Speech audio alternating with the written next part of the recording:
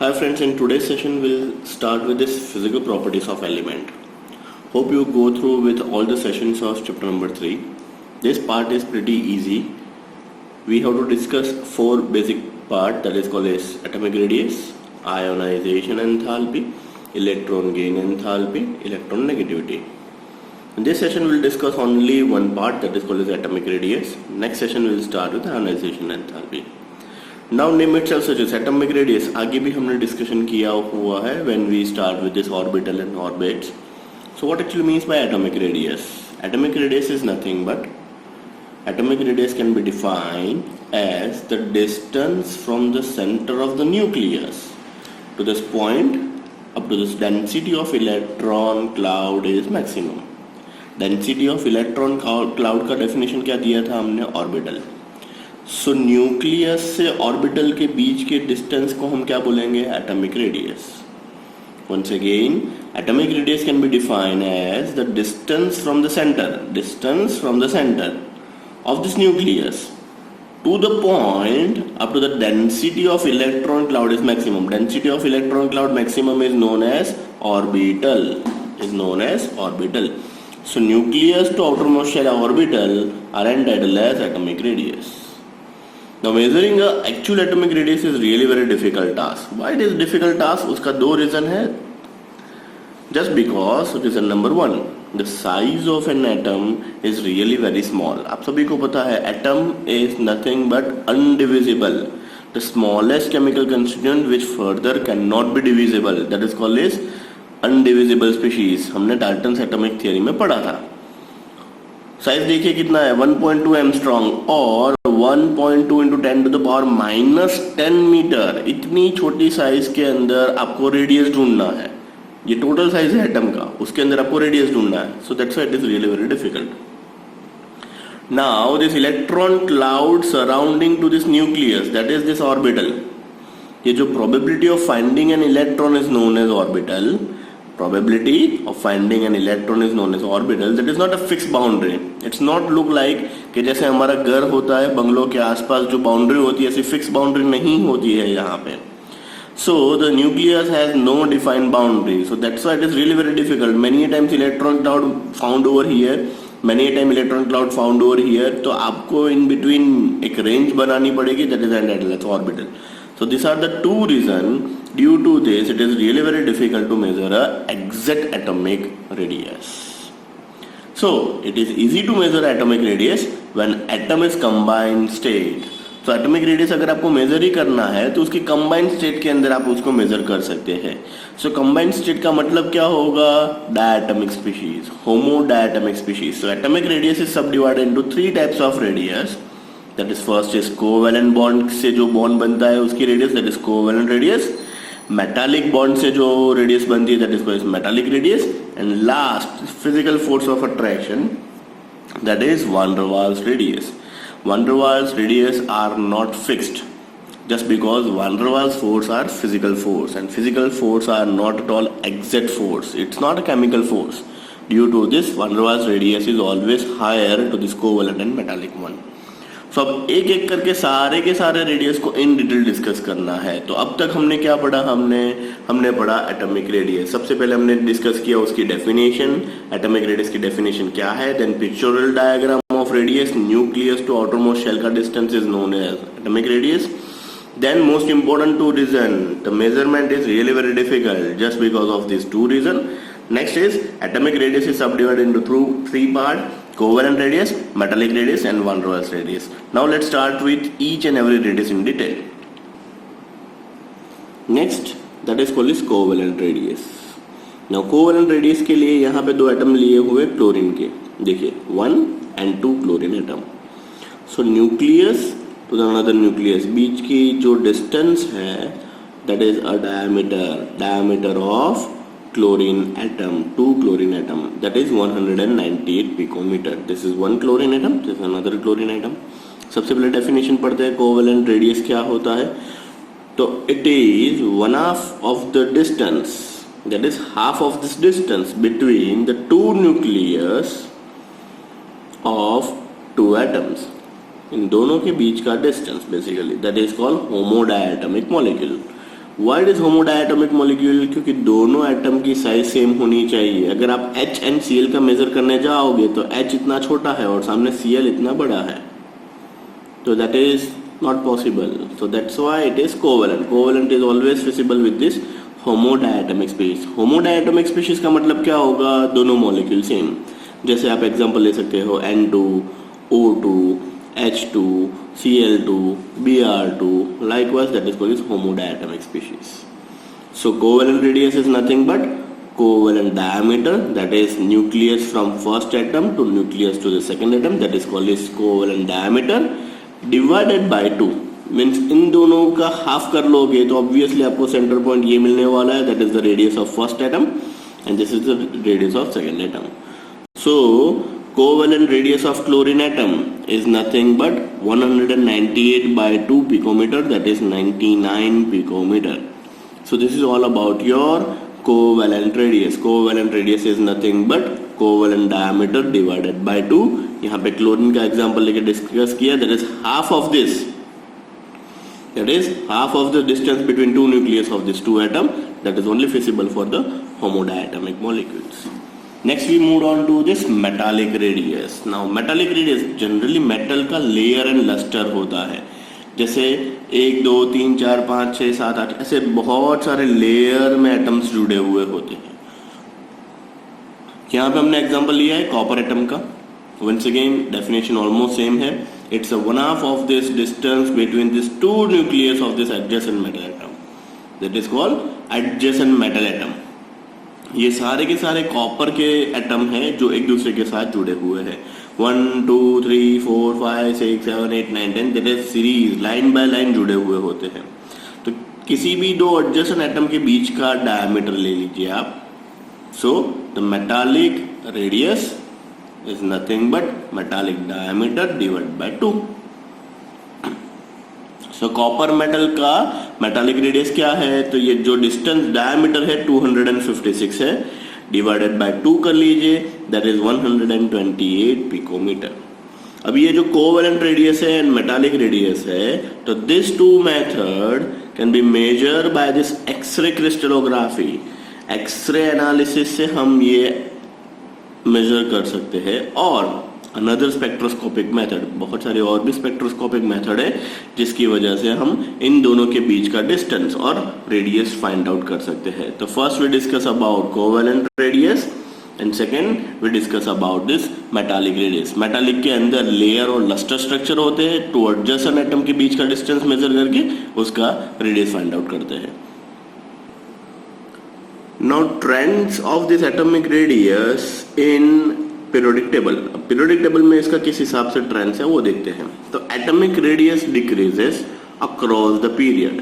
Once again atomic radius decreases across the period. उसके अंदर first discuss करते हैं, that is lithium to fluorine. Now lithium period number 2 की बात करें, lithium, beryllium, boron, carbon, nitrogen, oxygen and fluorine. So left to right जाते जाते क्या हो जाता है? साइज कम हो जाता है. Means lithium is larger in size while in case fluorine is smaller in size.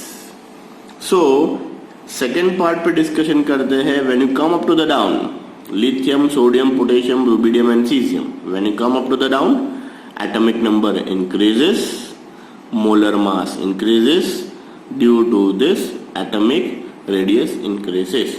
Down to the group, force of attraction down to the group is decreases. Effective nuclear charge down to the group decreases, and due to this size is increases, atomic radius increases. अब सबसे पहले first जो part हमने पढ़ा उसका justification और clarification पढ़ते हैं. Li2F साइज क्यों कम होती है? See, you can clearly see from this chart, periodic table में अगर आप देखोगे तो here in case we have a lithium, then beryllium से जाते जाते अगर आप फ्लोरीन पे जाओगे तो size is decreases. So we can clearly say that कि lithium to फ्लोरीन के तरफ जाते जाते size is always decreases. Opposite to that, lithium से सोडियम, सोडियम से पोटेशियम, पोटेशियम से रुबिडियम, रुबिडियम से caesium. When you come down to the group, जैसे जैसे आप नीचे आते जाते हो तो साइज इंक्रीज होती जाती है. अब रीजन क्या है वो डिस्कशन करते हैं. See this is called lithium atom. Lithium atom के अंदर होगा का इनर शेल के अंदर 2 इलेक्ट्रॉन है एंड आउटर मोस्ट शेल के अंदर एक ही इलेक्ट्रॉन है। तो effective nuclear charge means nucleus के अंदर तो बेसिकली 3 प्रोटॉन होंगे, तो 3 proton in nucleus and outer most shell के अंदर that is principal quantum number 2 n is equal to 2 के अंदर only 1 electron is available. Now lithium से बेरिलियम में जाओगे तो एक और इलेक्ट्रॉन बढ़ेगा, same principal charge, same principal quantum number के अंदर। फिर नेक्स्ट जाओगे आप बोरोन के अंदर, एक और इलेक्ट्रॉन बढ़ेगा, एक और इलेक्ट्रॉन बढ़ेगा। In case of fluorine, fluorine is nothing but 2 7 and lithium is nothing but 2 1। So same principal quantum number के अंदर 7 इलेक्ट्रॉन आ चुके हैं। अब 7 इलेक्ट्रॉन की वजह से क्या हो जाएगा, force of attraction to this nucleus, 9 proton are there and 7 electron are there. Force of attraction जो है वो बढ़ता जाएगा बढ़ता जाएगा बढ़ता जाएगा एंड साइज जो होगी वो छोटी होती जाएगी and due to this size of fluorine is decreases. एक सिंपल लेमन एग्जांपल दिखाता हूं आपको कि let's take assume that this is your bungalow and only one guard is taking care of your full bungalow periphery. So मान लीजिए कि ये guard continuously rotate हो रहा है बंगलो के आसपास, तो जब भी वो पीछे होगा तो आगे से कोई अटैक कर सकता है, मान लो कि वो आगे हुआ तो पीछे से कोई अटैक कर सकता है। Means force of attraction to this nucleus is really very less, due to this size increases, means चोरी होने की ज्यादा संभावना है। क्यों? क्योंकि एक ही इलेक्ट्रॉन है, so that's why size increases. अब क्या होगा, 2 चौकीदार है तो थोड़ा सा और कम होगा, 3 चौकीदार है थोड़ा सा और कम होगा, 4 चौकीदार और कम, 5 6 और 7। मान लीजिएगा 7 7 फाइन, 7 लोग अगर आपके घर के आसपास पेरिफेरी के आसपास घूमते हैं तो जो उन लोगों को डिस्टेंस कवर करना है वो बहुत ही कम होगा, क्योंकि total 7 people are surrounded to the wall of your bungalow. So here in case outer most shell having 7 electron and due to this force of attraction to this nucleus is really very high, means protections of your bungalow is really very high, and due to this is really very small. So that's why entering in a same principal quantum number, electron introduced continuously in a same principal quantum number. कौन सा principal quantum number 2? दूसरे principal quantum number के अंदर continuously electron add होते जा रहे हैं, इसीलिए यहाँ पे साइज कम होती जा रही है and due to this lithium is larger in size, fluorine is smaller in size. So यहाँ पे लिखा हुआ है due to the size decreases as a force of attraction of electron of nucleus increases, as a result size decreases. So due to this lithium has a larger size and fluorine has a smaller size. तो यहाँ पे atomic radius shown की हुई है, देखिए lithium having 152 continuously its decreases and finally its reaches to the 64। यहाँ पे देखिए 152 एंड 64 बहुत ही ज्यादा डिफरेंस है साइज में। So we can say that next same phenomenon देखने को मिल रहा है principal quantum number 3 means third period के अंदर, sodium magnesium aluminium silicon phosphorus sulphur and chlorine 186। अब देखिए लिथियम से सोडियम साइज बढ़ गई एंड क्लोरीन का साइज कम होता जा रहा है। जो दूसरा पॉइंट हमने डिस्कशन किया, lithium sodium potassium rubidium and caesium, here in case it's just like this. यहाँ पे है lithium sodium potassium rubidium and caesium, ये प्रिंसिपल क्वांटम नंबर 2 में है, 3 4 5 एंड 6 एक एक एक एक एक एक ऑर्बिट बाहर जाता जाता है। जैसे जैसे डिस्टेंस बढ़ता जाएगा ऑब्वियसली साइज बढ़ती जाएगी। तो first of all lithium is just like this, lithium is just like this, then धीरे धीरे और बड़ा और बड़ा और बड़ा और बड़ा और बड़ा होता जाएगा। Why? Just because this is a lithium, lithium is 2 and 1, then 2 8 and 1, then 2 8 8 and 1, 2 8 8 18 18 and 1, and then series goes on and on and on. So likewise lithium से सोडियम साइज बढ़ी, सोडियम से potassium, rubidium and caesium. So this is all about your 2 points of discussion, atomic radius across the period and down to the group.